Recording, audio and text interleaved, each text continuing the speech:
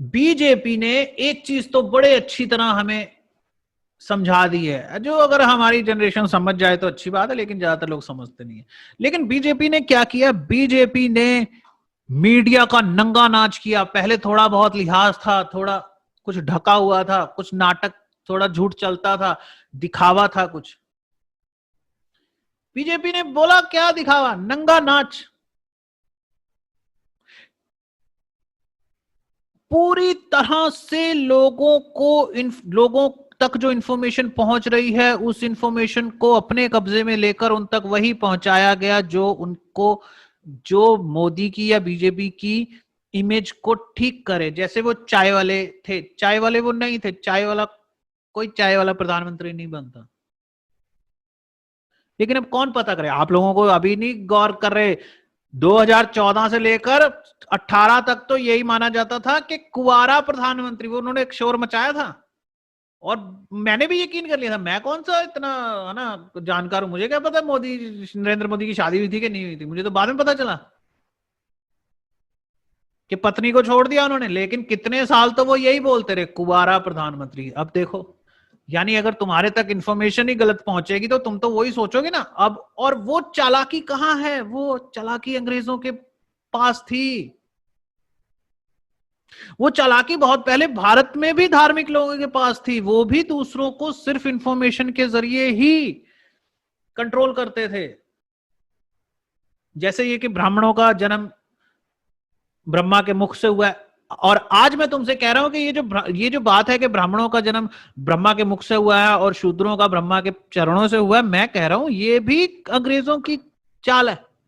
क्योंकि वो एक देश के 75% लोगों को दबा हुआ बता रहे हैं, क्योंकि उनके पास अनुभव है। उन्होंने अफ्रीकन्स को, अकालों को, बहुत लोगों को, उन्होंने दुनिया भर में लोगों को जा जाकर दिमागी तौर पर अपना गुलाम बनाया है। कैसे? एक अंग्रेज ऑफिसर जाता था और 50,000 या कम से कम 5 लाख की जनसंख्या वाले टापू पर कब्जा कर लेता था, और वो 5 लाख लोग उस एक अंग्रेज का कुछ नहीं बिगाड़ पाते थे। क्यों? उसके एक हाथ में होती थी बाइबल, दूसरे हाथ में होती थी तलवार। बाइबल मतलब किताब की ताकत, वो किताब जो पढ़ने से मैं तुम लोगों को मना करता हूं। कोई बुक तुम्हें नहीं पढ़नी चाहिए, मैं बैठा हूं ना पढ़ने के लिए। अगर आपको नूडल्स खाने हैं, आपको समोसे खाने हैं, तो आप क्या करते हो? आप समोसे बनाना सीखते हो या किसी एक्सपर्ट से समोसे खरीदते हो? मैं हूं ना एक्सपर्ट, बैठा हूं ना। हाँ, अगर आपको लगता है कि ये आदमी बेकार है, ये तो पढ़ कुछ और रहा है, बोल कुछ और रहा है, तो भैया सॉरी, आप खुद पढ़ के अपनी कर लो रिसर्च। लेकिन मैंने जो पढ़ा है, मैंने जो समझा है, वो ये समझा है कि सब फेक है। एक अंग्रेज किसी टापू पर जाता था, उस पूरे देश पर कब्जा कर लेता था। कैसे? गलत इंफॉर्मेशन दे के। पहले वो कहता था ईश्वर, भगवान वही कर रहा है सब कुछ। फिर वो बताता था तुम्हारा इतिहास कितना बुरा रहा है, तुम पर कितने जुल्म हुए। अच्छा मुझे एक बात बताओ, मैं भी चाहे कहता हूं, लेकिन हम लोग अक्सर ये बात बोलते हैं ना कि भारत ने कभी किसी देश पर हमला नहीं किया। कहते हैं कि नहीं कहते हैं? हो सकता है ये झूठ। हमारे अंदर वो ताकत कहां, मान लो ये इतिहास हो कि भारतीय योद्धाओं ने, है ना, कोलंबिया, तो फलाना, अमेरिका, जहां जहां तक। अब वो कहां मंदिर कहां से आ रहे हैं मुझे बताओ? अमेरिका में मंदिर मिलते हैं। पूरी दुनिया के किसी भी कोने में पहुंच जाओ, आपको शिव मंदिर मिलेंगे, आपको गणेश मंदिर मिलेंगे, आपको हनुमान के मंदिर मिलेंगे। देखो ये 3 चीजें मैं बार बार बोलता हूं, शिव, गणेश और हनुमान। मैं इन्हें अवतार नहीं मानता, मैं कहता हूं ये थे। अगर अगर लोग मुझसे पूछते हैं कि शिव थे, मैं कहता हूं हाँ थे। क्या राम थे? थे, ऑफ कोर्स थे, दे आर सुपरमैन। रावण थे, ऑफ कोर्स थे। तो आप भगवान को क्यों नहीं मानते? अरे भगवान कुछ और होता है। कृष्ण को मानता हूं, मैं कृष्ण को मानता हूं, मैं मानता हूं कि कृष्ण एक बहुत ही चालाक आदमी था, एक होशियार आदमी, एक सुपरमैन। होते हैं, इंसान कर सकता है इतना, इंसान में इतनी काबिलियत है, जो पिरामिड बना सकते हैं, जो कैलाशा टेम्पल बना सकते हैं, जो ताजमहल जैसी अद्भुत चीज बना सकते हैं, वो इंसान ने बनाई है। तो इंसान कृष्ण क्यों नहीं हो सकता? वो आम आदमी थे, वो इतने थे, वो पैदा हुए और मरे। लेकिन उन्हें देवता कहना, उन्हें अवतार कहना, मैं बस उसमें थोड़ा ऐतराज करता हूँ। कहता नहीं, बस मतलब ज्यादा बहस क्या करना, मैं ज्यादा बहस नहीं करता। मेरा सोचना यह है कि राम थे, कृष्ण थे, शिव थे, हनुमान थे, और वो प्रजातियां, बंदरों वाली प्रजातियां, आज आज हिस्टोरियंस मानते हैं कि ऐसे लोग थे जो बंदरों जैसे थे, ऐसे लोग थे जो बहुत बड़े थे, 12-12 फुट के, 15-15 फुट के जेंट्स, निएंडरथल्स के थे, और बहुत बहुत कुछ थे। मैं बिल्कुल इंकार नहीं करता हूं, भारत के इतिहास में मैं पूरी तरह डूबा हुआ। मैं मंदिरों का बहुत दीवाना हूं, लेकिन मैं मंदिरों पर फिर कभी बोलूंगा, आज मैं मंदिरों पर नहीं बोलूंगा, क्योंकि मंदिरों के लिए मैंने अलग से बहुत बहुत मटेरियल इकट्ठा करके रखा है कि जब मैं मंदिरों पर बोलूंगा तो मैं पर्टिकुलर हर मंदिर, जहां जहां मैं गया हूं, जहां जहां मैं नहीं जा पाया, सब पर बोलूंगा। आप लोगों ने मेरी एक फोटो देखी है ना, एक जो मैंने पब्लिक की हुई है भुवनेश्वर की, सूर्य मंदिर। मेरा बहुत दीवानगी थी मेरी सूर्य मंदिर देखने की, तो मैं गया और मैंने देखा।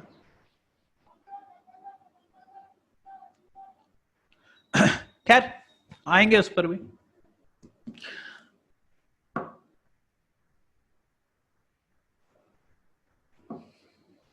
खुद को पहली चीज ये समझाओ कि मैं किसी भी बात पे यकीन क्यों करूं। अंग्रेज हमारे लिए गंदे हैं, लेकिन अपने लोगों के लिए बड़े अच्छे हैं। अपने लोगों को वो सिखा के गए हैं कभी विश्वास नहीं करना, सवाल उठाने। अच्छा आप किसी अंग्रेज से पूछो फलाना कौन है, तो कहेंगे पता नहीं। उनसे पूछो, जाके पूछो आपको पता है इंडिया कहाँ है, कहते हैं हाँ हाँ हाँ, थोड़ा सा पता, उनको ज्यादा नहीं पता। किसी किसी अंग्रेज को पता है। जिन लोगों ने 400-500 साल, क्या 2000 साल दुनिया को लूटा, सारी दुनिया का खजाना इकट्ठा किया, वो लोग ऐश मार रहे हैं। लेकिन किसी इंडियन से पूछो, देखना सवालों के जवाब मिलते हैं। पहला प्रधानमंत्री कौन था, फलानी लड़ाई कब हुई, कौन जीता, अकबर कौन था, सलीम कौन था, फलाना क्या था, कौन सी डेट थी। लेकिन अगर तुम अंग्रेजों से जाके पूछो, उन्हें कुछ नहीं पता। वो लोग नंगे होके नाच रहे हैं, शराब पी रहे हैं, सेक्स पार्टीज कर रहे हैं और चीज कर रहे हैं। उनको घंटा फर्क नहीं पड़ता। जिसे तुम इंटेलिजेंस कहते हो, जिसे तुम बहुत समझदार होना कहते हो। एक छोटी सी एग्जांपल मैं तुम लोगों को देता हूं। देखो, एक होता है फादर, लेकिन मैं यहां लिखूंगा पापा, है ना। एक होता है सन।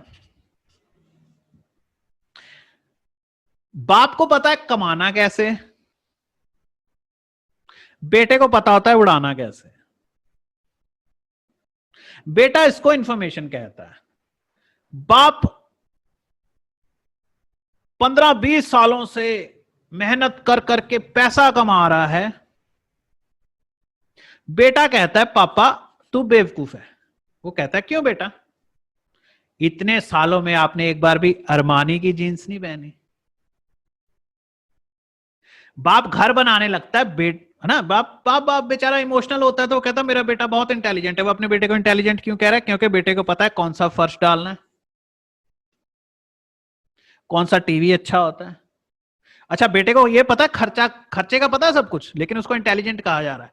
इंटेलिजेंट किसको कहा जा रहा है, जिसको ये पता है कि पैसे खर्च कहां करने हैं, कौन सी कंपनी को पैसे देने हैं।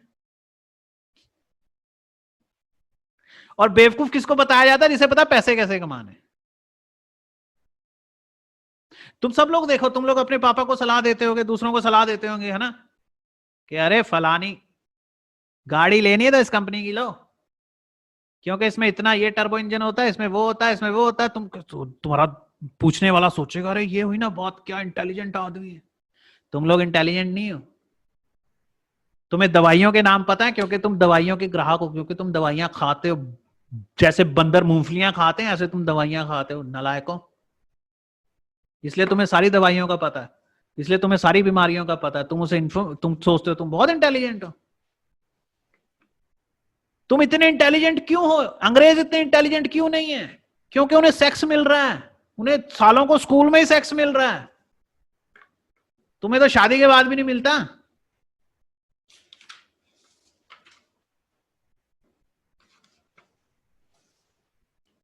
जिन लोगों को मस्तियां करने को मिल रही है, उनको पैसा है, आजादी है, सरकारें उनका खर्चा उठा रही हैं, बीमार हो गए तो सरकारें इलाज करा रही हैं, बूढ़े हो गए तो सरकारें संभाल रही हैं। उनसे जाके कुछ भी, तुम बाहर जाओ, विदेशों में जाओ, ऑस्ट्रेलिया जाओ, अमेरिका जाओ, वहां अंग्रेजों से कोई सवाल पूछो, उन्हें पता ही नहीं होगा। वो उल्टा कहते हैं, wow Indians are so intelligent. Intelligent इसलिए क्योंकि इन भूखे नंगों को कोई ऐश करने को कुछ मिलता ही नहीं। अंग्रेजों ने दुनिया भर को नॉलेज बांटी और वो नॉलेज ले लेकर लोग इंटेलिजेंट हो गए हैं, मगर उनकी जिंदगी में कोई मस्ती नहीं है, कोई सेक्स नहीं है। तुम लोग लड़की के पास जाते हो सेक्स के लिए, वो तुम्हें बंदर बनाती है कम से कम 5 साल। अमेरिकन को छोड़कर सारी दुनिया में इंटेलिजेंट लोग पाए जाते हैं, अमेरिका में सिर्फ बिजनेसमैन और अय्याश पाए जाते हैं। वो बिजनेस करते हैं, पूरी दुनिया में अपना सामान बेचते हैं और पार्टियां करते हैं। एक अंग्रेज 20 साल की उम्र तक 200, 300, 400 बार सेक्स कर चुका होता है। यहां लोग पढ़ रहे होते हैं। क्या पढ़ रहे होते हैं? जो अंग्रेजों ने हमें सिखाया है, और उसको पढ़ के वो निराश हो रहे होते हैं, दुखी हो रहे होते हैं। भारत ने कभी किसी पर हमला नहीं किया, मैं भी कहता हूं, क्योंकि मैं भी उसी इंफॉर्मेशन में से चीजें लेता हूं तुम्हारे लिए, लेकिन शक है मुझे, पूरा पूरा शक है। मैं मेरा मन कहता है ये झूठ है। तुम्हारे दिमाग में ये चीज डाली जा रही है कि भारत कभी भी योद्धा नहीं रहे, भारतीयों ने कभी किसी पर हमला नहीं किया, उन्होंने तलवार लेकर कभी किसी के गले नहीं काटे, और खुद उन्होंने सबके गले काटे हैं। शाबाश। तुम किसी भी अंग्रेज का इतिहास उठाकर देख लो, इतने योद्धा, इतने योद्धा। और हमारे योद्धाओं को बस ऐसे ही, जैसे गुरु गोविंद सिंह योद्धा थे तो उनको बस है ना उतना ही, उनको सिख धर्म तक ही सीमित रखा गया है। जो सिख नहीं है उसको पता ही नहीं होगा गुरु गोविंद सिंह का। हाँ, सिख लोग जानते हैं क्योंकि वो उनकी धरोहर थे, तो वो तो बेचारे बताते हैं। अच्छा मुझे बताओ, भारत ने कभी किसी पर हमला नहीं किया, अब वो सिखों की जो फौज है, जो इतना लड़ती है, जो इतने योद्धा हैं, निहंग हैं, और बहुत जबरदस्त फौजें हैं उनकी, जो तलवारें चलाते हैं और गतका चलाते हैं, शायद आप लोगों को नहीं पता होगा, बहुत कुछ होता है, इतने जबरदस्त योद्धा। वो क्या आटा गूंदने के लिए योद्धा बने थे वो? अगर भारत ने कभी किसी पे हमला ही नहीं किया तो उनको थोड़ा ठीक कर देते हैं कि ये जी मुस्लिम से लड़ाई थी। मुस्लिम, मैं कहता हूं सब झूठ, मुझे पूरा शक है।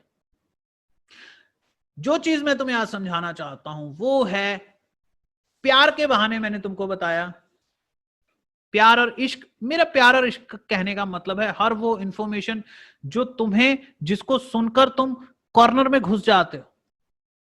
जैसे एक इंफॉर्मेशन फैलाई जा रही है ना कि मास्टरबेशन इज कूल, ये भी तो इश्क जैसा ही है, तो लोग कर रहे हैं।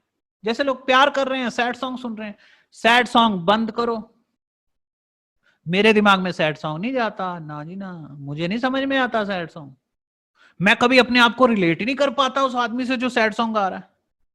उसको याद आ रही, मुझे तो नहीं आती किसी की याद। किसी लड़की को याद करने से अच्छा मैं दूसरी पकड़ के ना रख लूं। अच्छा तुम्हें भूख लगी हो तो तुम पराठों को याद करोगे या खाओगे बनाकर? मैं चाहता हूं तुम live like a pro, live like a artist, एक आर्टिस्ट की तरह जियो। जिंदगी एक कला है, और उसको फालतू चीजें एकदम इंकार करो, चीजों को इस पर फोकस करो। ये है तुम्हें जिंदा रखने वाली चीज। इसमें सब कुछ आ जाता है, इसमें प्यार भी आ जाता है, चलो थोड़ा बहुत इश्क भी आ जाता है, हल्का फुल्का मजा। सेक्स भी दिमाग का खेल है पूरा। बी पॉजिटिव, अपने आप को हर्ट होने से बचाओ। तुम्हें कभी हर्ट नहीं होना है, तुम्हें कभी भूखे भूखे नंगे नहीं होना है कि हाय सेक्स मिल जाए, हाय सेक्स की बातें तो करें, हाय सेक्स की चर्चा तो करें। ऐसे फोन कर रहे हैं, लड़की बोली क्या हाल है, मेरा तो अच्छा है, तुमने कौन से रंग की पैंटी पहन रखी है? अरे तो तुम खुद सोचो, तुम क्या पूछ रहे हो, तुम्हारा अपना स्टैंडर्ड क्या है, तुम्हारी ताकत क्या है? छोटी छोटी चीजें तुम्हें खुशियां दे रही हैं, मतलब बेकार बेकार चीजें। इमोशनल बॉन्डिंग की तरफ तुम्हारा कोई ध्यान नहीं है। तुम अफवाहों पर चलते हो। कोई सैड सॉन्ग आता है तुम्हें आशिक बना जाता है। आशिकों को मैं देता हूं 0 नंबर।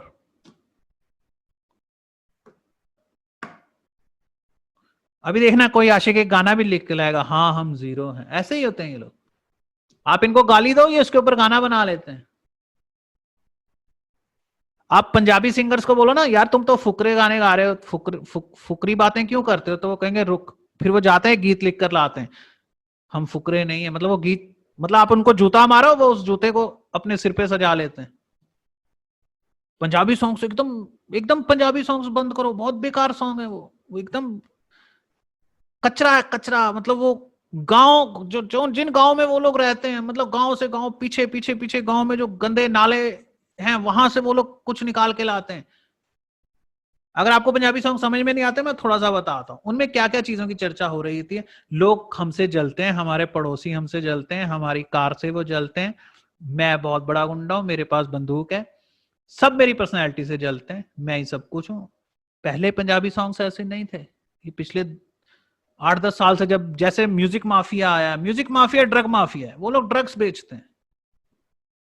उनका काम है नौजवानों को ड्रग्स बेचना, और उस ड्रग्स से रिलेटेड गाने वो बनाते हैं। शराब से रिलेटेड गाने वो बनाते हैं, वो वही वाला गाना बनाते हैं जो शराब पीकर अच्छा लगे। बच्चों के अंदर वो नफरत भरते हैं, बच्चों के अंदर गुस्सा भरते हैं। छोटे छोटे बच्चे लड़ते हैं, झगड़े करते हैं, चोरियां करते हैं, क्योंकि उन्हें हरामी बनना है।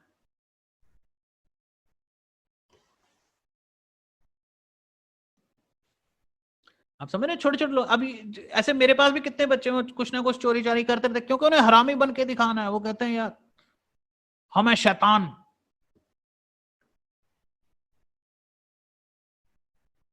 एग्जाम्पल के तौर पर वो बड़े बड़े लोगों को देखते हैं, नीरव मोदी, विजय माल्या, वो कहते हैं वो भी तो चोर है। अबे वो उसमें और तेरे में कोई फर्क नहीं है। वो जहाज में घूमता है, तू खेतों में लोगों की टट्टी पे पैर रखता है?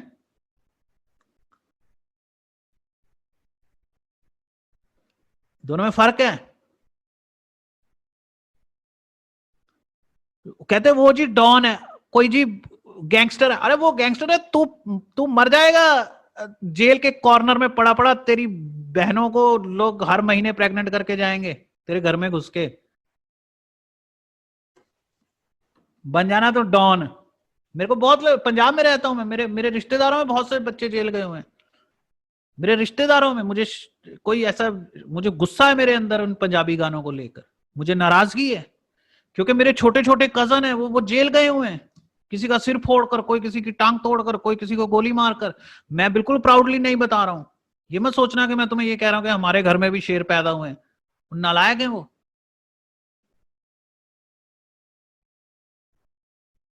पुलिस के डर से घर छोड़कर भागे हुए हैं, जवान बहनें लेके यहां वहां घूम रहे हैं, कोई इनको पूछने वाला नहीं है।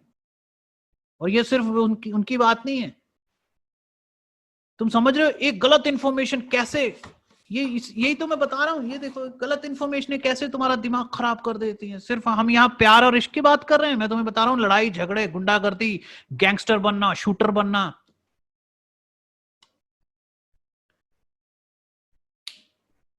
भेड़ बकरियों की तरह जेलों में लड़के भरे हुए हैं, गरीब गरीब लोग। ऐसे नहीं कि बड़े पैसे वाले हैं, एकदम गरीब लोग। वो पुराने जमाने में चलती थी ना पैंट और शर्ट, चेक वाली शर्ट, है ना? तुम देखा ना गांव में आज भी लोग वही शर्ट पहनते हैं। भाई मैंने 1995 में पैंट पहननी बंद कर दी थी। वो अभी भी पैंट पहनते हैं। जो शादी आपको याद आएगा, शादियों में लोग एक दूसरे को जो कपड़े देते हैं ना, लेते हैं, कोई नहीं पहनता, वो पहनते हैं वो लोग। और दिमाग अंदर से पूछो तुम कौन हो, कहेंगे गैंगस्टर। गैंगस्टर है तुम? खुश है वो। जेल जाकर देखो मुझे मरोड़ रहे हैं, घूम रहे हैं जैसे बहुत बड़ा अच्छा काम किया। दूसरी तरफ अच्छा, जर्नल कैटेगरी के लोग, थोड़ा कैटेगरी पे बात है ना, जर्नल कैटेगरी के लोग डॉन बन रहे हैं, आतंकवादी बन रहे हैं, गुंडा बन रहे हैं, पल्ले कुछ नहीं, शोषण हो रहा है उनका। और एससी कोटे वाले जो जिनको लोग कह रहे हैं कि यार वो शूद्र हैं, वो ऐसे हैं वैसे, वो आईपीएस आईएएस हैं। एक गैंगस्टर क्या कमाता होगा, ये आईएएस पहले महीने में 100 करोड़ कमा जाता है, सीधा ऑस्ट्रेलियन लड़कियां। अरे हाँ, मैं एक बात तो बताना भूल ही गया, जेल में वो लोग जो गैंगस्टर बनते हैं ना, जो म्यूजिक मीडिया के शिकार हैं, जिनको जिनको बेवकूफ बनाया गया है म्यूजिक मीडिया ने, जिनका शोषण किया है, उन छोटे छोटे बच्चों के दिमाग में उन्होंने डाला है कि गोली चलाओ, गुंडे बनो, उनको एक खास कैटेगरी की लड़कियां भी मिलती हैं, होती हैं आवारा लड़कियां ना, और वो जेल में जाते हैं। देखो, बिकॉज ये बहुत बुरी बात है, बिकॉज मेरी फैमिली में बहुत झगड़े करते हैं, क्योंकि वो लड़के थे। देखो हम पंजाब में रहते हैं, यहाँ माहौल ही ऐसा है, यहाँ नशा है, शराब है, झगड़ा है। हालांकि जैसा मैं कह रहा हूं कि पढ़े लिखे लोग आईएएस आईपीएस भी बनते हैं, सब लोग ऐसे नहीं है, लेकिन ज्यादातर तो नौजवान मरा ना। मैं जाता हूं किसी न किसी कजन के चक्कर में, मुझे अदालतों में जाना पड़ता है, या कम से कम मुलाकात तो करने जाना ही पड़ता है रिश्तेदारों को, है ना, नहीं तो उन्होंने कहना है भाई वो तो आया नहीं भैया। उन्होंने तो मुझे कहना है ना कि तू तो हमें जेल में भी नहीं मिलने आया, क्योंकि वो खुश होते हैं जब उन्हें लोग जेल में मिलने जाते हैं, और अंदर बड़ी बड़ी मूछें रखी हुई हैं, शान से घूम रहे हैं। मैं कहता खुश तो तू ऐसे हो रहा है जैसे तूने, है ना, आईएएस क्रैक कर लिया। वो कहते हैं हाँ, आईएएस करके क्या करना है, यहां गुंडागर्दी चलती है, आजकल की दुनिया में यही चलता है। आजकल की दुनिया में ऐसे नहीं चलता। मतलब वो पागल है जो आईपीएस बन गए। मैं तुम्हें बताना चाहता हूं ऑफिसर की लाइफ क्या होती है, तुमको अंदाजा ही नहीं है ऑफिसर की लाइफ क्या होती है। तुम्हें अपनी जिंदगी का सारा जोर लगाकर भी ऑफिसर बनना चाहिए। मैं गवर्नमेंट जॉब को कितना अच्छा बताता हूं, क्योंकि मेरे बहुत पहले के किसी लेक्चर से ना लोगों में ये हो गया था, शायद मैंने कहीं कहा भी था, तो उसके बाद मैंने 4-5 लेक्चर स्पेशली बनाए ये बताने के लिए कि मैं ऐसे गवर्नमेंट जॉब को गलत नहीं समझता, तुम गलत फहमी में मत आओ। मैंने कहा होगा, ठीक है, मैं कुछ कहता हूं किसी पॉइंट को एक्सप्लेन करने के लिए। मैंने कहा था कि गवर्नमेंट जॉब से अच्छा है बिजनेस, तो मैंने गवर्नमेंट जॉब को थोड़ा बुरा भला बोल दिया, तो किसी के दिमाग में बैठ गया। फिर मैंने स्पेशली बनाया लेक्चर अलग से, अरे सरकारी तंत्र के साथ जुड़ो, अरबों खरबों टरबों, पता ही नहीं कितना पैसा है भारत में, और वो किन लोगों ने बांटा हुआ है आपस में, नेताओं ने और गवर्नमेंट ऑफिसर्स ने। और तुम जेल में बैठ के मुझे मरोड़ो, है ना, बाहर आकर रिक्शा चलाते हैं ये लोग। अगर घर के में माँ बाप के पास जमीन जायदाद है तो फिर वो उसको खराब करते हैं। पंजाब के गांव में रहने वाले लोगों का बहुत बुरा हाल है, उनके दिमाग के डेवलपमेंट पर एकदम चोट पड़ गई है जब से पंजाबी गाने पर ड्रग माफिया का कब्जा हो गया। दिखावा दिखावा दिखावा। गौर करो तो वो जो मैं कह रहा हूं पंजाबी म्यूजिक इंडस्ट्री के बारे में, वो पूरे भारत के बारे में सच है, पूरे भारत के इतिहास के बारे में सच है, अंग्रेजों के बारे में सच है, मुस्लिम्स के बारे में जो मैं बता रहा हूं, क्योंकि ये अफवाहों पर काम करते हैं। ये राजा लोग हैं, अंग्रेज राजा लोग हैं, उन्हें पता है दूसरों पर राज करना है, तो उनको दिमागी तौर पर पंगु बना के रखो, अपाहिज बनाकर रखो, और वो बनाकर रखने का तरीका क्या है, इश्क, गैंगस्टर, हरामी बनो, है ना, दूसरों को दिखाओ तुम कितने चंट हो। पढ़ ना लेना गलती से, क्योंकि पढ़ लिया तो तुम तो चला उनके मुंह से लड़की छीन कर ले जाओगे। बीजेपी ने एक चीज तो बड़े अच्छी तरह हमें समझा दी है, जो अगर हमारी जनरेशन समझ जाए तो अच्छी बात है, लेकिन ज्यादातर लोग समझते नहीं है। लेकिन बीजेपी ने क्या किया,